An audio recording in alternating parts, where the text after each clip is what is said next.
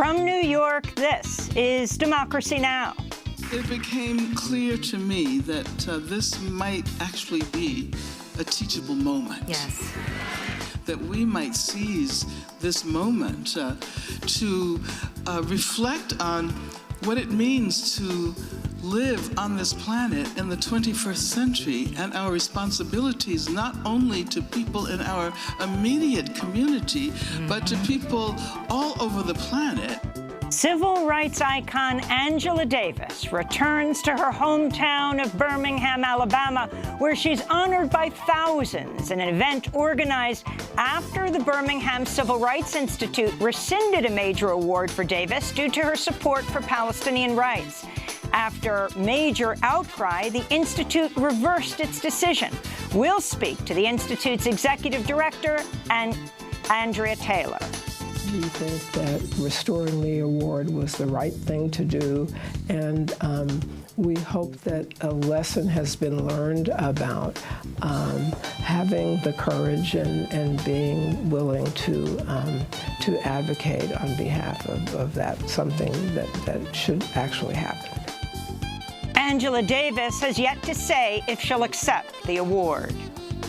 I think that should be a collective decision, particularly a decision that is taken by activists here in Birmingham.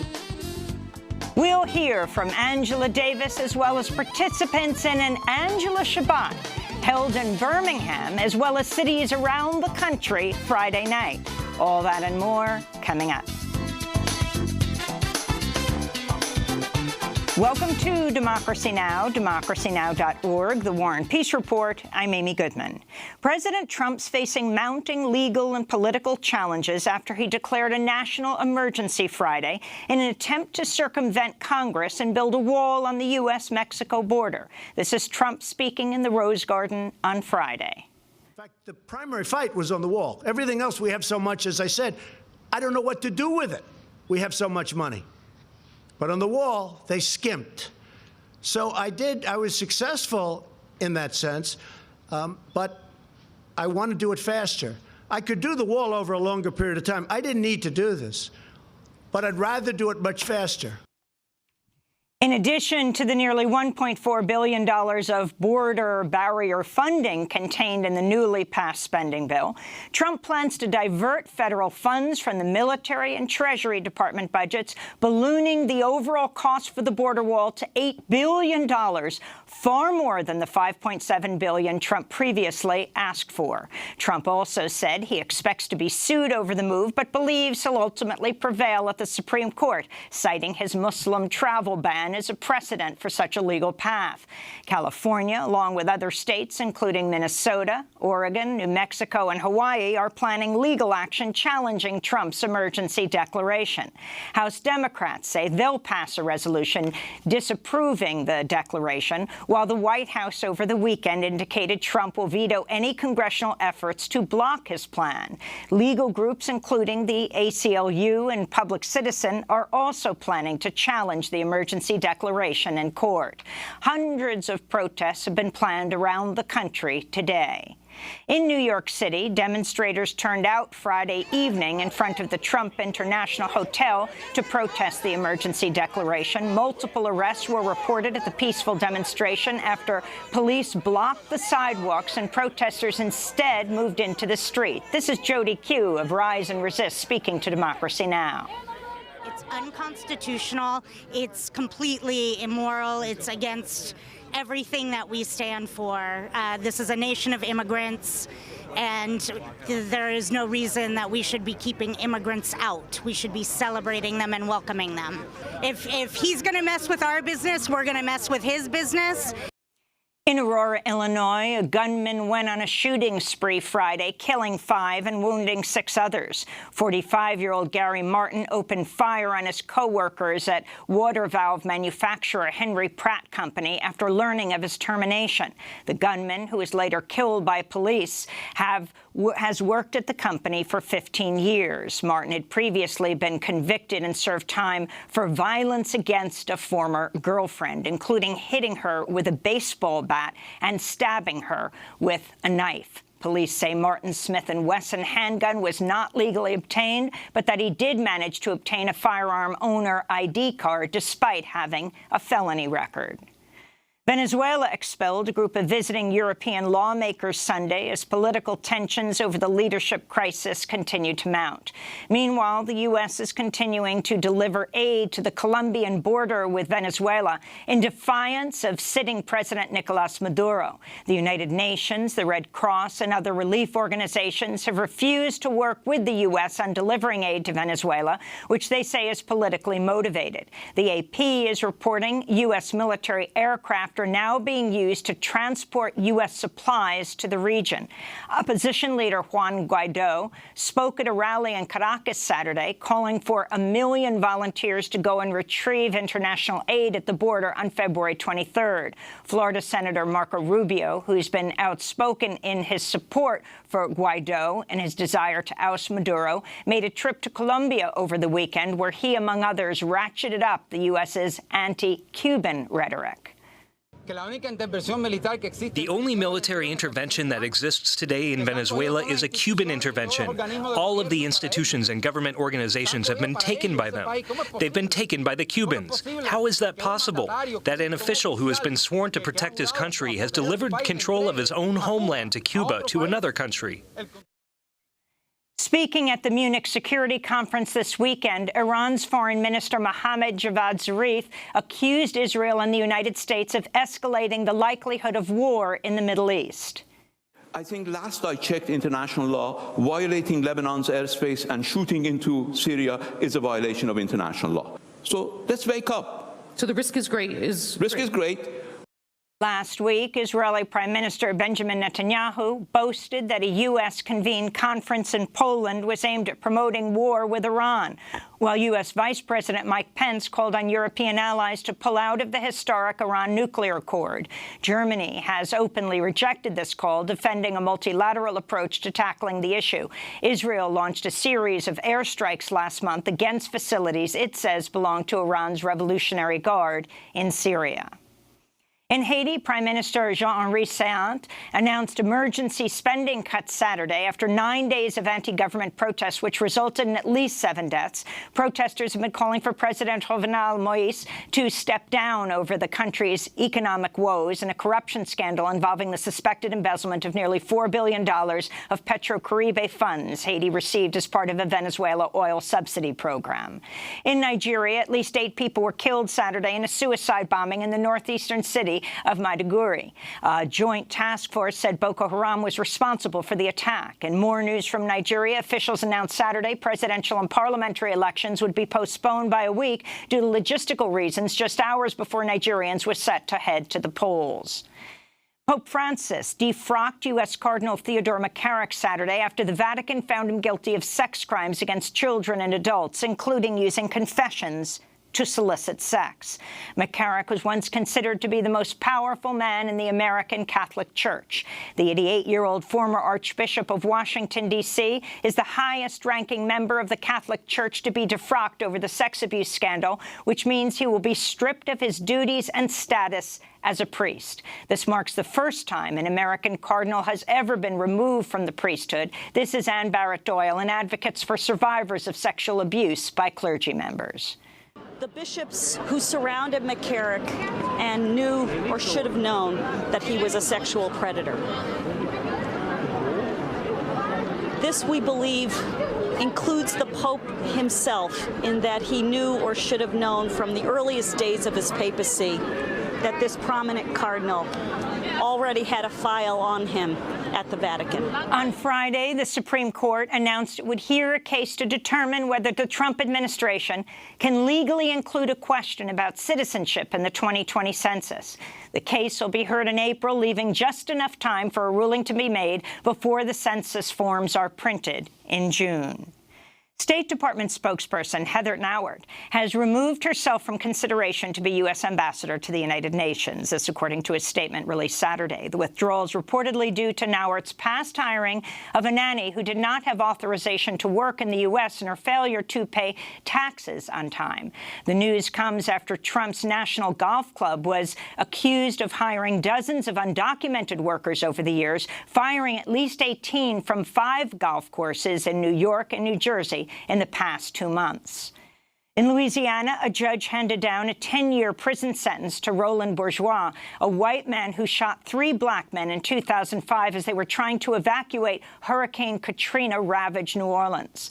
In October, Bourgeois pleaded guilty to the hate crime, admitting he shot the men because of their race.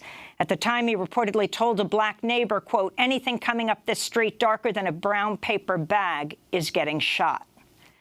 And in sports news, Colin Kaepernick and the NFL reached an undisclosed settlement Friday in Kaepernick's collusion case against the league and its 32 teams. The former San Francisco 49ers quarterback accused the NFL of preventing him from signing on to any teams in retaliation for taking the knee during the national anthem as a protest against police violence and racism. Eric Reed, a former teammate of Kaepernick's who joined him in kneeling on the field in 2016, also settled his grievance against the NFL. Reed joined the Carolina Panthers last year after being temporarily unsigned. And those are some of the headlines. This is Democracy Now!, democracynow.org, The War and Peace Report. I'm Amy Goodman. Civil rights icon and scholar Angela Davis returned to her hometown of Birmingham, Alabama over the weekend. She was originally planning to come to receive the Fred L. Shuttlesworth Award from the Birmingham Civil Rights Institute. But the Institute withdrew the award last month, soon after the Birmingham Holocaust Education Center sent a letter urging the board to reconsider honoring Davis due to her support of the boycott, divestment, and sanctions movement targeting Israel. The Institute faced swift and widespread outcry. The Birmingham mayor condemned the decision. He's an ex officio member of the Birmingham Civil Rights Institute's board. The Birmingham City Council unanimously passed a resolution of support for Davis, as did Birmingham's Board of Education. The Institute then reversed its decision and reinstated the award. But Angela Davis has yet to say if she will accept it. While the Institute canceled its gala event, scheduled for February 16th, last Saturday night, the Birmingham Committee for Truth and Reconciliation organized its own event to honor Davis, an icon of the Black liberation movement. Dr. Davis is a Birmingham native who grew up in a neighborhood known as Dynamite Hill because it was bombed so frequently by the Ku Klux Klan. Her work around issues of gender, race, class, and prisons has influenced critical thought and social movements across generations. She's a leading advocate for prison abolition, a position informed by her own experience as a prisoner and fugitive on the FBI's top 10 most wanted list more than 40 years ago. She's also a professor emerita at the University of California, Santa Cruz. Well, on Friday, Jewish supporters of Angela Davis across the nation held Angela Davis Solidarity Shabbats, declaring, "Angela, you are welcome at this Shabbat." The language was inspired by the posters that supporters of Davis put in their windows declaring, "Angela's sister, you are welcome in this house," when she went underground 4 decades ago as the FBI hunted her down. Well, Democracy Now! Was in Birmingham this weekend to cover all the events around Angela Davis's homecoming, and a remarkable event of more than 3,000 people welcoming her to Birmingham on Saturday night. We'll play a part of the conversation she had Saturday. But first, we go back to Friday, when we first arrived in Birmingham and covered an Angela Shabbat. Baruch atah Adonai Eloheinu melech haolam hamotzi lechem min haaretz. Amen. My name is Jesse Schaefer. A whole series of events sort of occurred that got me here. After I heard about what happened with Angela Davis, I had a lot of intense feelings, very intense and strong feelings, and as somebody who, my Judaism is directly rooted in social justice and building the world that I seek, it felt like a really amazing opportunity to share this space that I was feeling with other people. So for me, a direct expression of that was hosting a Shabbat to create space to both honor Angela Davis and also to demonstrate Jewish support for Angela Davis, that the true reflection of Jewish values is this, like building community around building a better world. You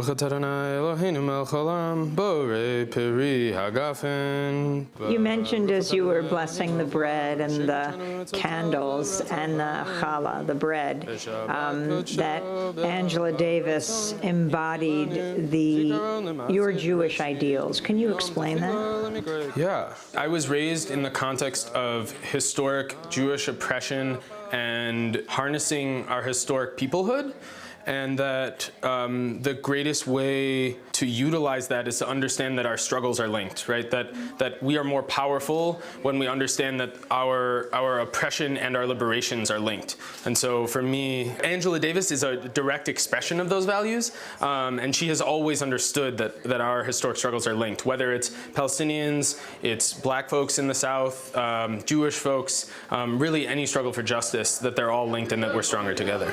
My name is Phyllis Mark. I've lived in Birmingham for 22 years and was on my head to leave for the first 18 or so. I am here tonight because one of the things that it's been so difficult for me to live here has been the conservatism, and the Jewish community here also has never felt like my home.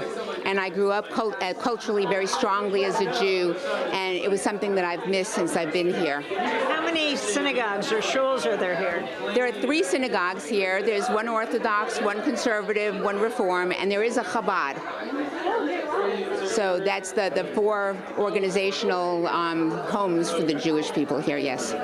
So what was your response to Angela Davis hearing that she was receiving a major award from the Birmingham Civil Rights Institute, the Fred Shuttlesworth Award, and then hearing that the Institute and the museum had rescinded that award and the reasons for it? I was extremely excited that she was invited here. I thought that she would be a voice that people would listen to. She has very strong roots here in Birmingham. She has been involved in social justice issues across the board in terms of culture, nationality, and I thought it was very important for them to offer her that invitation. I thought it was a very apt invitation. When they rescinded it, I was shocked. And then I wasn't so shocked because I realized most of the board of the Civil Rights Institute are white corporate men, or at least some of them, the powerful ones on the board. There were also conversations about Jewish organizations and people who were very upset by the fact that she had been invited and apparently had voiced their protest to the Civil Rights Institute. And they're involved, I think, financially with them, and they're involved in other organizational associations. And that really upset me because as a Jew, I felt that it was especially important for somebody like Angela Davis to be here. What did you understand were the objections to her getting this award from those in the Jewish community you're referring to? Primarily that she was pro-Palestinian and therefore anti-Israel. And unfortunately, I did not hear any distinction between anti-Semitism and anti-Israeli policy. I heard that it was all grouped together, and it was just a blanket kind of condemnation that was based on the fact that there was this dualistic kind of policy in terms of you're either for us or against us, and there's no in between. How do you feel about that? I'm heartbroken. I'm angry. I believe that Palestinian people deserve to have the rights that they're not allowed to have currently in Israel. I think that as a Jew, It's a deep, deep embarrassment and shame that I feel that we would become an oppressor even though we see ourselves as an oppressed people. And I think that people don't realize that you can be both. A lot of people who see it themselves still with the paranoia and with the insulation of being a Jew don't realize that we have the capacity also to be prejudiced and to be biased against people who are not us. My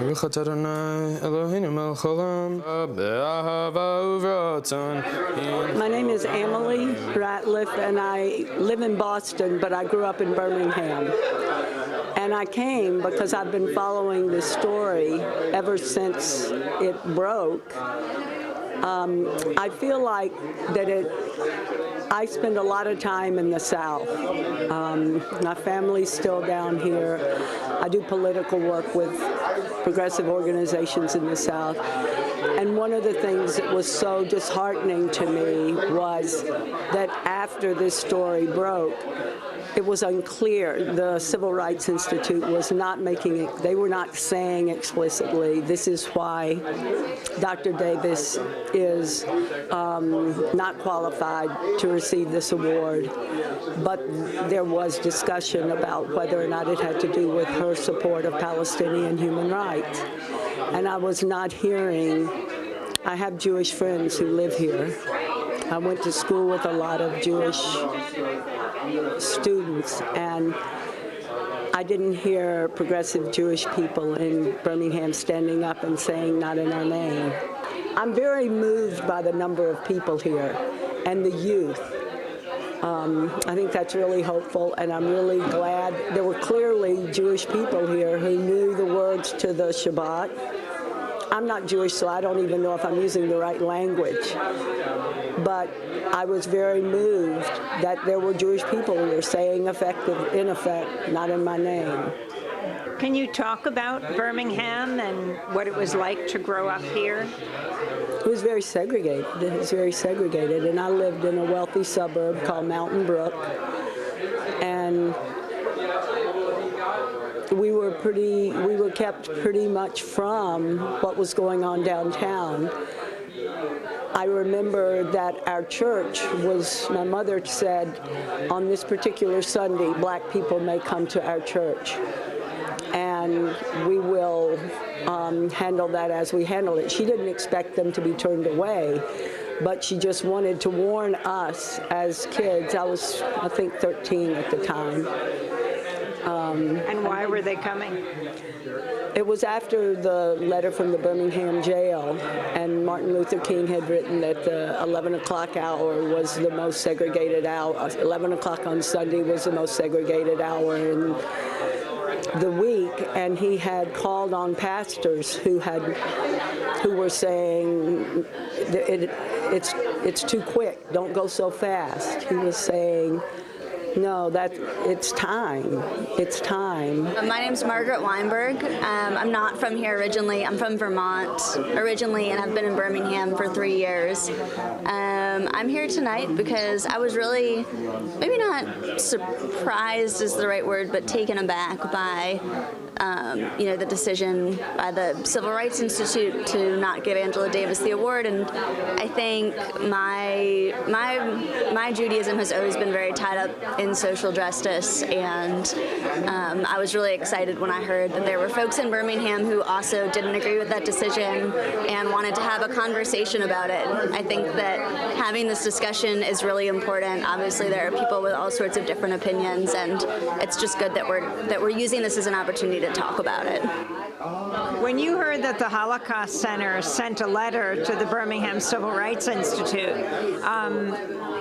criticizing Angela Davis for her support of Palestinian rights, what were your thoughts as a Jew?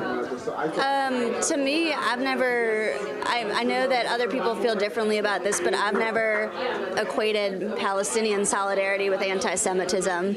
And to me, those are just two different things, and we need to keep them two different things so that we can have discussions about anti-Semitism and racism.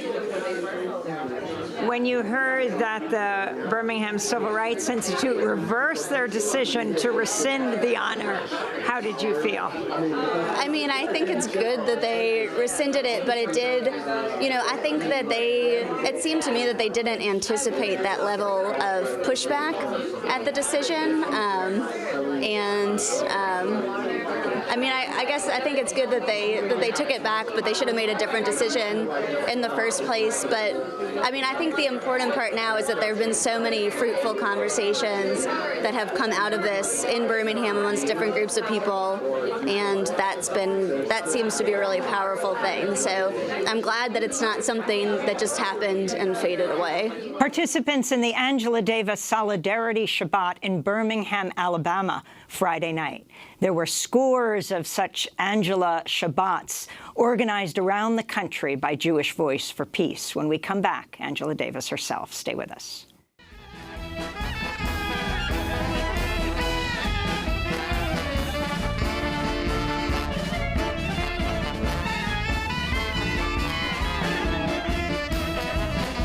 Let's take a walk around the old bazaar, where every little thing has traveled far. Every pair of pants and grain of rice contains a horror story in its price. A story of the power people wield, a story about factories and fields, of which you'll never have to be aware, just as long as the butcher gets his share. The Butcher Share by Daniel Kahn and the Painted Bird. This is Democracy Now! I'm Amy Goodman as we continue our look at the weekend of events in Birmingham, Alabama, celebrating Angela Davis. More than 3,000 people came to Birmingham's Boutwell Arena for the Birmingham Committee for Truth and Reconciliation's event to honor her on Saturday evening. Organizers arranged the event in response to the Birmingham Civil Rights Institute's decision to rescind the Fred Shuttlesworth Human Rights Award it had offered to Davis. The Institute later reversed this decision, and it's hoping she will return to accept the award soon. But Saturday night's event featured a conversation between Dr. Angela Davis and Princeton professor Imani Perry, who is also from Birmingham. Dr. Perry opened the conversation. So let's begin with how we got here today.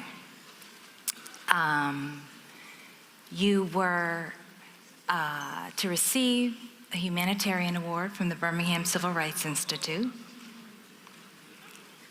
That award was rescinded before being reinstated. But when it was rescinded, the people of Birmingham, Alabama, immediately responded.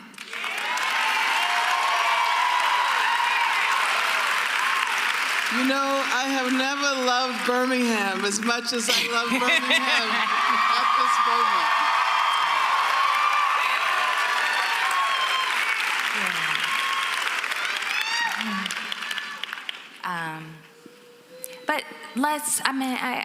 I'm interested in hearing your thoughts about that process, and in particular, what we learn, both about history, but also about the present, by virtue of what happened.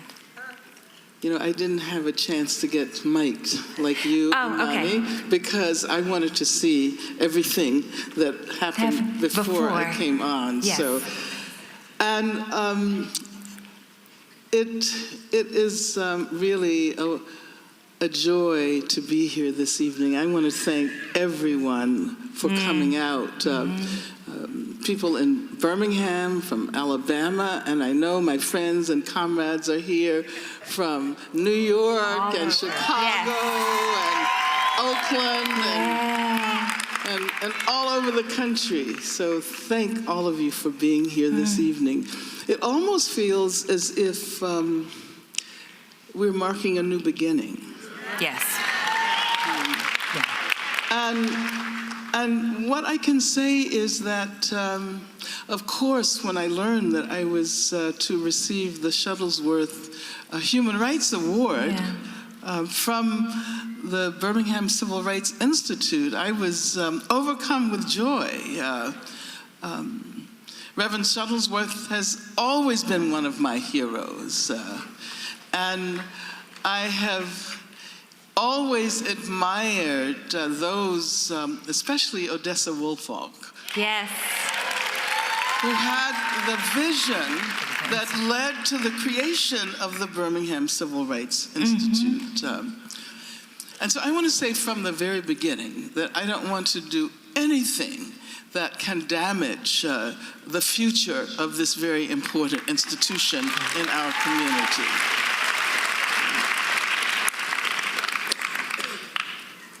But I was surprised to hear that later they decided to rescind the award. And then when I discovered that it might have something to do with my involvement over many years in efforts to advocate for justice for Palestine.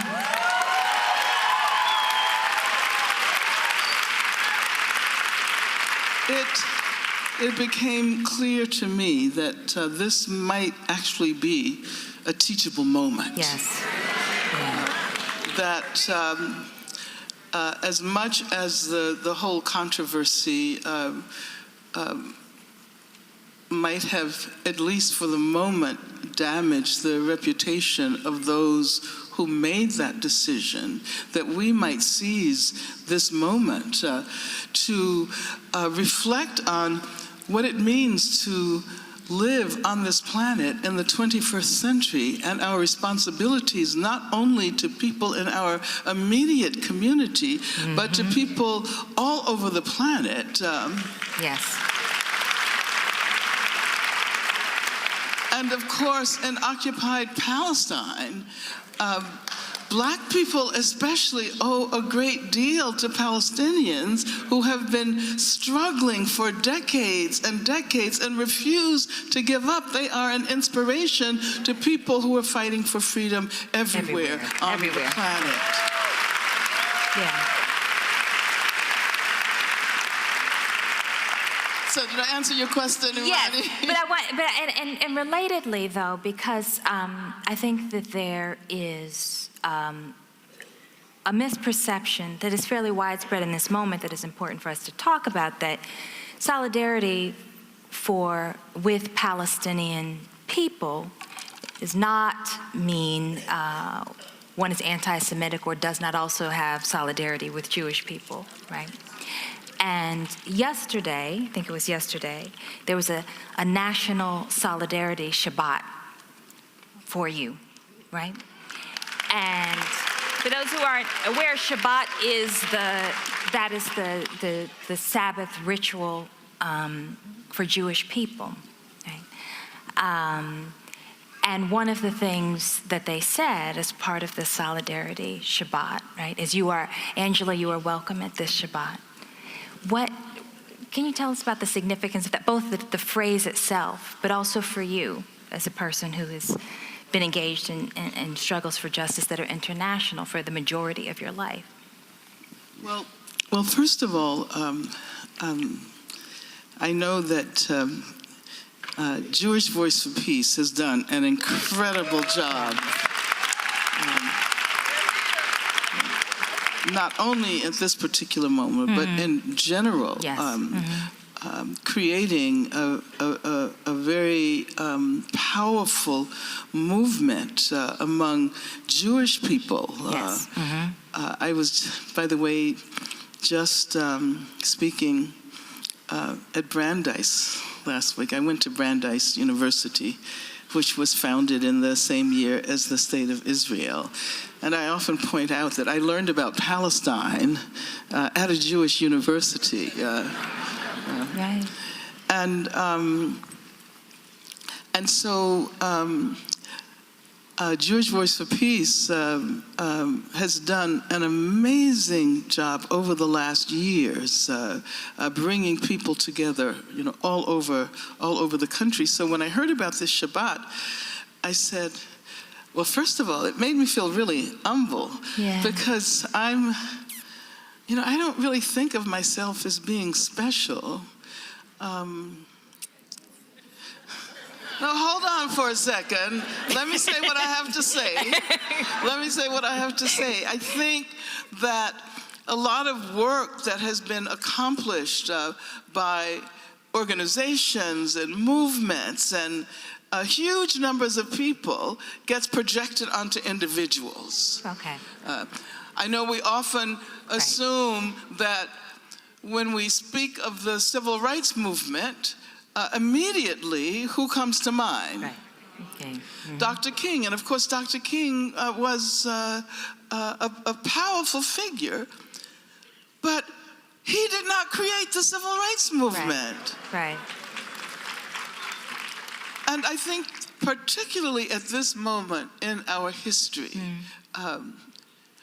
when we are so influenced by the neoliberal ideologies of global capitalism, we have to figure out ways in which we can contest this individualism. That's right. Yeah. That shapes the way we think about the world. Yes. So what I want to say is that I'm happy to be here.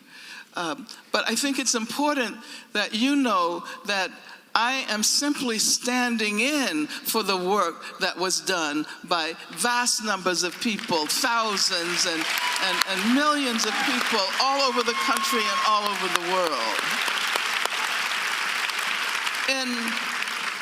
And so that is how I read the Shabbat. Okay. And the slogan, Angela, sister, you are welcome in this house. Angela, sister, you are welcome in this Shabbat, comes from a slogan that was used on many posters all over the country when I was underground fleeing the FBI. So people put up these posters on their doors, Angela, sister, you are welcome in this house. And you have to realize that the only reason people are familiar with my name and my history today is because people did that work of organizing the movement to save my life back in the 1970. Well, it started in 1969 when Ronald Reagan fired me from my job. But, I don't know why I always end up in the middle of these situations.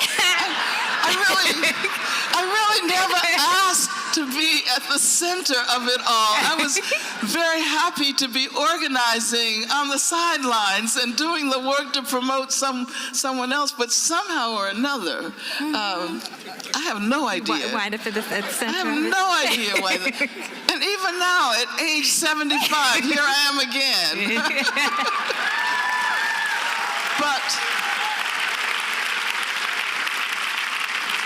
But I can tell you that what I've always tried to do is to utilize the moment, to take advantage of the particular arena. And I think we're doing this here this evening. I was scheduled to be here on February 16th, and what is this date? February 16th. And here I am. Yes. Not because of anything I myself did, but because of the amazing organizing work of the Birmingham Committee for Truth and Reconciliation. So thank all of you who were involved in organizing this event this evening. Ladies and gentlemen, please welcome former Mayor of Birmingham, Dr. Richard Arrington, Jr. Thank you very much. What a powerful, what an important moment of Black history we have shared here this evening. I'm to be very brief, and so let me just reiterate what brought this committee together, and I will do that just by reading what I've jotted down here. This event began with a misunderstanding or a difference of opinion that sent shockwaves throughout our community and did not represent what we stand for and believe. There comes a time when a community must stand united and speak forcefully and with clarity about who we are. I am especially proud that in this moment of challenge, we ran not in different directions, not venting the anger and the frustration we felt.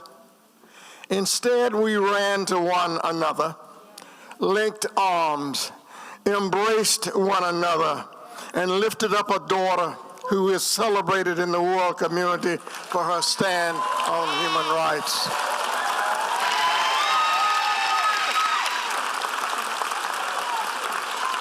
So I close by saying, we wanted to show our solidarity with her. We wanted to show it across generational and social lines. We wanted old people like me, distinguished community leaders like our judges and business leaders who you've heard from this evening, our millennials, our school children, and the dynamic young black women God has blessed us with. We wanted to all stand together in that same spirit that I'm sure runs in the bloodline from our ancestors from that fateful day of August 1619 in Jamestown. Hope everybody knows that. Jamestown 69. This is a spirit and bloodline that flows from our ancestors through each of us and through every one of our generations. Thank you. Former Birmingham, Alabama Mayor Richard Arrington, the first African-American mayor of Birmingham, at an event Saturday honoring Angela Davis. When we come back, we'll hear from the head of the Birmingham Civil Rights Institute, who is hoping that Angela Davis will return to receive the Fred Shuttlesworth Award. Back in a minute.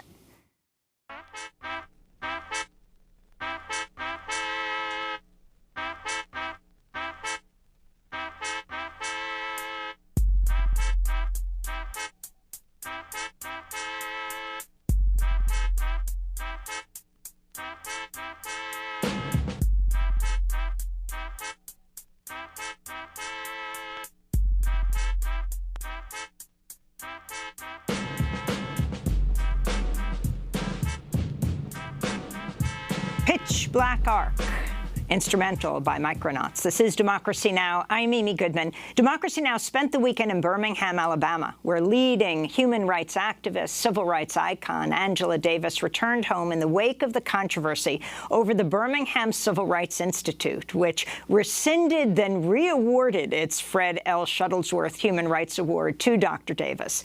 In a news conference Saturday, before the major event Saturday night, Dr. Davis was asked if she would accept the award. I have not yet responded to the Institute. I think that should be a collective decision, particularly a decision that is taken by activists here in Birmingham. The issues are not simply issues involving me as an individual. So I will take my lead from the community in Birmingham. After the news conference, Democracy Now! Headed over to the Birmingham Civil Rights Institute to speak with the president and CEO of the organization at the center of the controversy. Andrea Taylor sat down with us in the Institute's library to talk about the Birmingham Committee for Truth and Reconciliation's evening event, and also, well, I began by asking her to explain what had taken place. I think the record has been pretty clear and pretty thorough that the Birmingham Civil Rights Institute selected Dr. Angela Davis as the recipient for the 2018 award, the Fred Shuttlesworth Human Rights Award, which is our highest honor given to those who have demonstrated commitment and courage and consistent, unwavering support of and advocacy for human rights. And we announced the award in the fall, and people were very excited that this would be happening, that Dr. Davis was receiving the award, was to be the recipient. And it was a homecoming for her. As you know, she was born and raised here in Birmingham and has had a distinguished career as a scholar, as an activist, and as a champion of human rights. Several months after the announcement, as people were buying tickets and getting ready to participate in the event, a group from the community raised concerns and objection to her selection, and subsequently there was a decision taken by the board to rescind the award, and then later the award was restored and the rescission was revoked, and we hope that there will be an opportunity in the future to give the award to Dr. Davis. But we're very glad that she was an unfortunate set of circumstances that brought us to that moment. But we're very delighted that certainly that she's here today and that she is being celebrated and welcomed back to her hometown and acknowledged for the work that she has done in a career that has been fully devoted to activism and to the promotion and preservation of human rights, which is always a messy business one way or another, isn't it? Well, we just went to Angela Davis's news conference that she held at her old elementary school, Tuttle Elementary School. And she also went through what took place, that in October you invited her, announced you would be receiving the award, and then this decision was made right after New Year's. Could you explain, you said a group got in touch with the Birmingham Civil Rights Institute. What group? Well, there wasn't, again, I think the record shows the chronology and what happened, but there was concern expressed about her activism in the Israeli-Palestinian conflict, and there were, we learned of this through social media, which now has become a vehicle for campaigns for people who object to many things, and so it was initiated by that group. We learned of it through social media, actually, and it was an unfortunate set of circumstances that led to the decision by the board to rescind the award, and given that pressure. But as we think about it now, and there was a great outcry, we learned something about how people all over the world feel a connection to Birmingham and its civil rights history. We know that it's an unfortunate circumstance that led to the pressure that resulted in revoking the award. We think that restoring the award was the right thing to do, and we hope that a lesson has been learned about having the courage and being willing to advocate on behalf of that, something that should actually happen. One of the people who was very outspoken in his criticism was the mayor of Birmingham, Mayor Woodfin, who is an ex officio board member, is that right? That is correct, yes. At the Birmingham Civil Rights Institute, and said, members of the community, Jewish and otherwise, were indeed vocal in their opposition to Dr. Davis receiving the Shuttlesworth Award, and you received a letter from the Holocaust Education Center. They expressed their concern about her advocating for Palestinian rights. Now, Dr. Davis has said that she advocates for human rights in this country and around the world, as Dr. King did, and that she sees them as inseparable. She talks about the intersectionality of all these issues. Once the board made their decision on January 4th in a conference call, and then read her that decision on January 5th, I think it was a Saturday, that's when some people learned this was even happening, apparently even some board members who weren't in on the call. what made the board decide to reverse their decision to take that award back from her? Well, I think that it's something that the board should speak for themselves Are you about. a member? I'm not a member of the board. So you weren't in on that emergency call? I'm the staff person leading the organization, and but I think that were you on that call? It became clear that the body of work and the impact that Dr. Davis has had on a generation, several generations actually, of leaders around civil and human rights, and her particular focus in the civil rights movement warranted her receiving the award. That as I think was said when we announced that we think that Reverend Fred Shuttlesworth would be very pleased and proud to see Dr. Davis as the recipient. And so the board came to understand that and determined that they would reverse the decision. And we're very hopeful, as I said, that it will be something that she will come back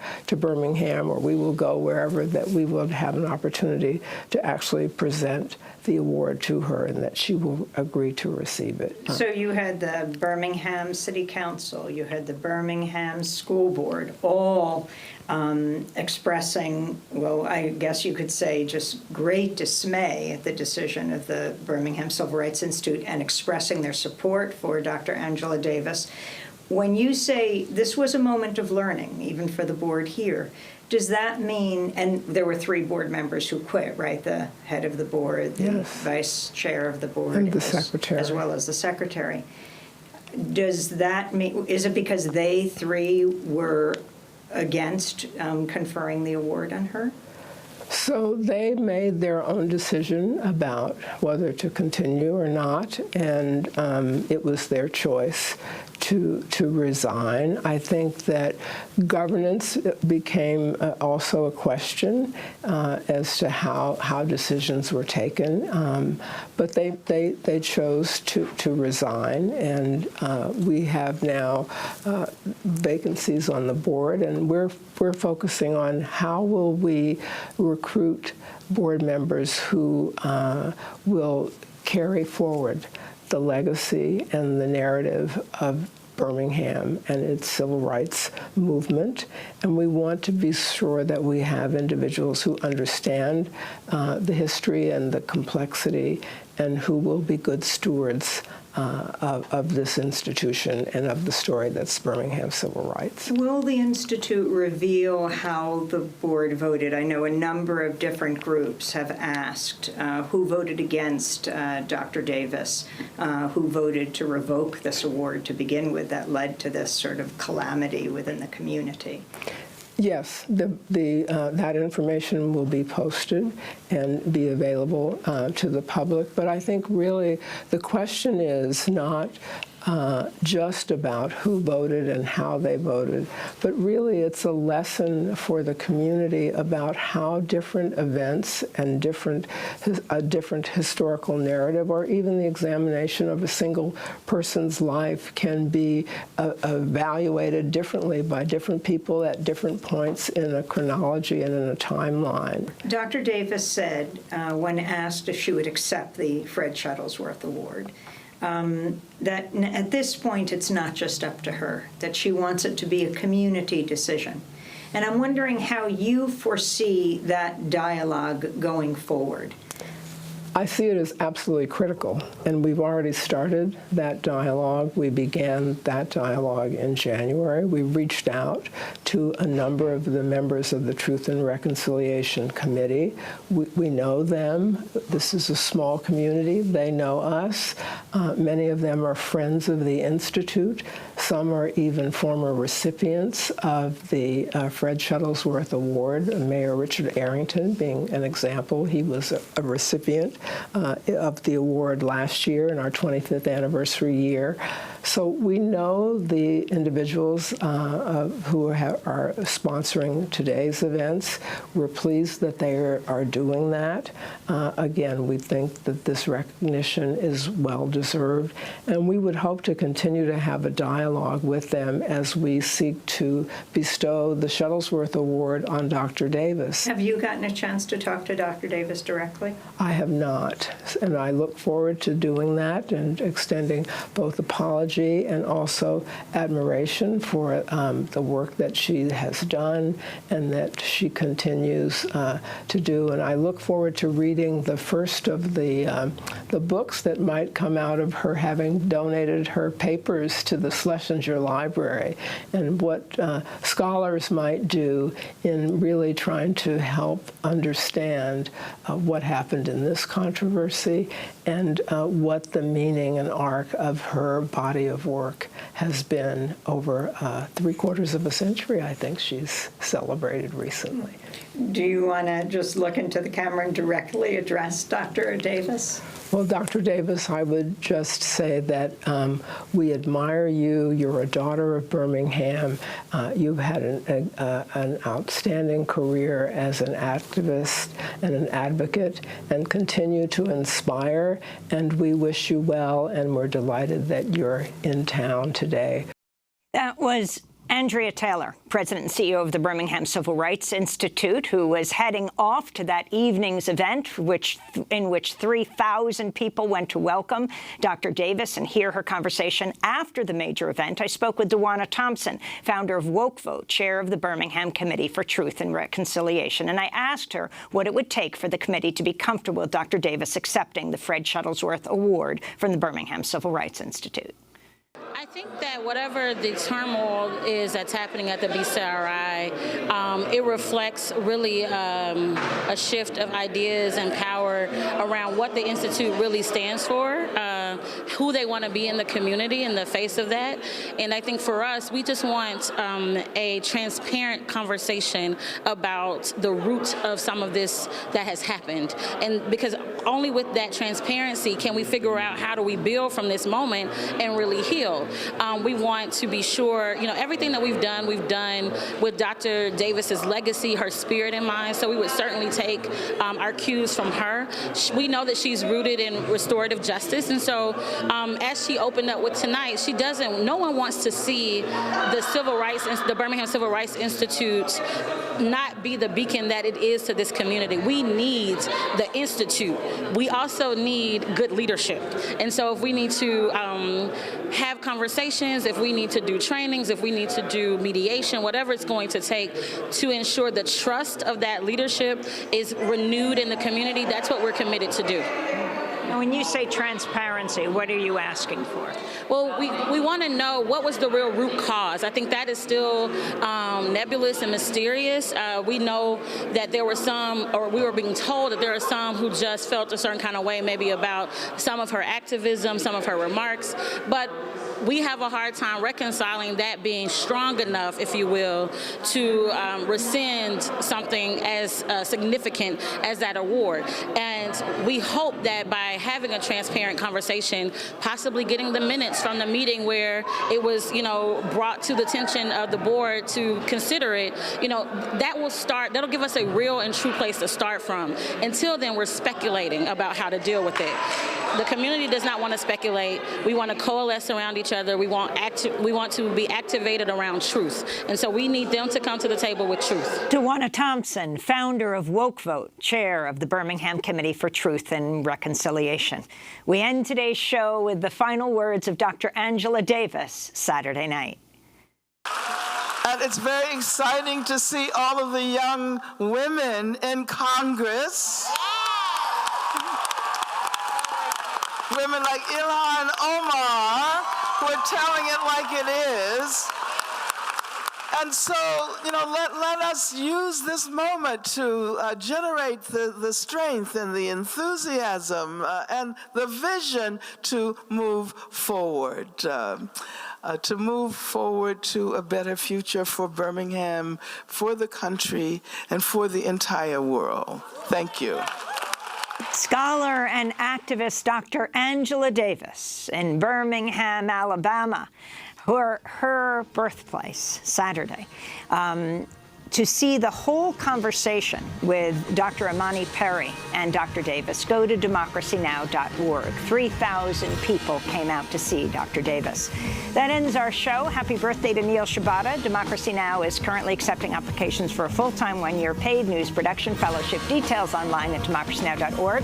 Special thanks to John Hamilton, Dennis Moynihan, Carla Wills, Mike Burke, Dina Guzder, Nermeen Sheikh, Tammy Warrenoff, Sam Alcoff. I'm Amy Goodman.